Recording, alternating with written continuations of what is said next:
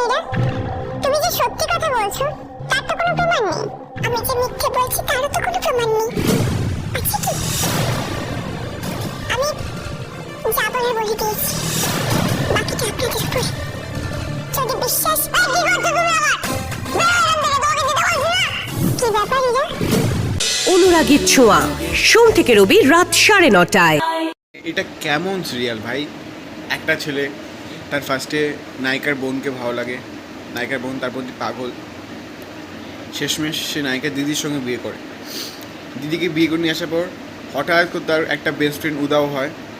সে নাকি তার আগের প্রেমিকাকে মেরে ফেলেছে তাকে পাওয়ার জন্য। তার বাচ্চা হয় নায়িকার সঙ্গে, যমজ। সে নিয়ে ন্যাকাপানা চলে। হঠাৎ করে সে উধাও হয়ে যায়, গিয়ে আবার একটা গ্রামের মেয়েকে বিয়ে করে। সে এসে আবার পাগল হয়ে যায়। এখন আমার নায়িকাকে বিয়ে সিঁদুর পরিয়ে দিয়েছে।